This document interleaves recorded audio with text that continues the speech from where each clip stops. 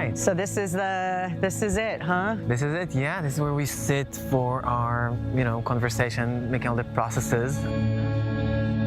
For Tal Shachar Marzouk, life is one big process. The first time we had this retreat, in the sharing circles, everything that came up was like all our mechanisms and all of the emotions that we feel. For example, guilt for us surviving. And maybe just, bring the message of, hey, it's normal. What you're going through it's okay. We all actually are going through the same thing. Thousands of IDF soldiers and those called for reserve duty to fight in the war against Hamas in Gaza are facing existential, mental, and emotional challenges with no precedent in Israel's history. I was trained in a unit called Yahalom. All the special operations that include some sort of engineering issues, explosives, tunnels, obstacles, and different kinds. My specialty was, and still is, disabling explosives. So when October 7th happened, you got called the next day for reserves. Yeah, they just grouped us into new teams and sent us to the towns around Gaza. It was definitely shocking because it was just destruction, like one day I'm a citizen, I'm in my home, everything is calm. The next day, I was in kibbutz Kfar that was the first one we got into, and it was ruined. I mean, everything was burned, all the cars were smashed, tens, maybe hundreds of bodies just all around. But it was just full of bombs and explosives and traps. Like the first 2 weeks were about clearing the area. Tal Shachar, who is also a yoga teacher and was on a mindfulness journey before October 7th, realized it's nearly impossible not to suffer from post-trauma.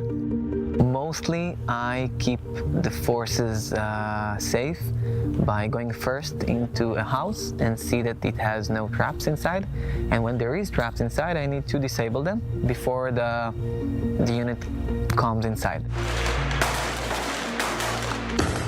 How do you wrap your head around the things that you saw? In the moment, I just go into this mission-oriented state. I see the bomb, I just go through it, I just cover my nose from the smell. So there's like an inner battle inside of my head not to go and, drown in these stories. These soldiers from the Yahalom unit are going through a 3-day retreat at Kfar Maccabiah, focused on healing and learning tools to deal with PTSD. I imagine it's not easy for these soldiers to come back after seeing what they've seen. Yeah, of course. I think it's a combination also it's a younger generation dealing with that right now, and mental health is more talked about freely. Because we're dealing with a lot of people, we realize that everyone has like his different way to engage when talking about mental health. So we do have the classical support through like classical psychological treatments, but we try also to give a variety. When the war began, it took us 24 hours, and this whole place, which is a campus of 22 acres, was transformed from a regular hotel, conference center, sports club into a humanitarian mission. We took in over 800 evacuees from Sderot, from Ashkelon, from the Moshavim, and from the kibbutzim. And this large property belonging to Maccabi World Union, the largest Jewish sports organization in the world, was immediately converted into a healing and wellness center. We do understand that in Israel today, this situation and the amount of people that needs support, counseling, and treatment is growing. So we're actually thinking about erecting more sites like that, so we'll be able to run several retreats of that nature simultaneously. And a nonprofit called Brothers in Yoga is leading the 3-day retreat.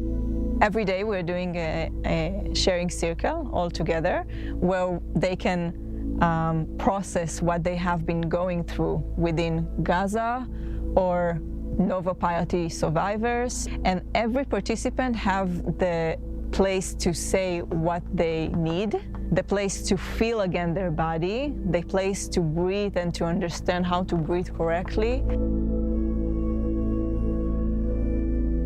Netta Margalit specializes in yoga not only as a way of life, but also as a way to heal trauma. Research are showing that trauma is something that you hold in the body. Yeah? It's not only in the mind, it's not only in the memory that you can talk again and again and again. It's not enough. You need to release the trauma, this energy from your body, because your nervous system is really being struggled to find balance again. You live on the edges.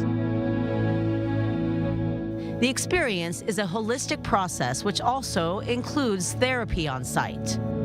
A soldier, after what he has been going through, cannot find relaxation, cannot sleep, and for sure cannot sleep well.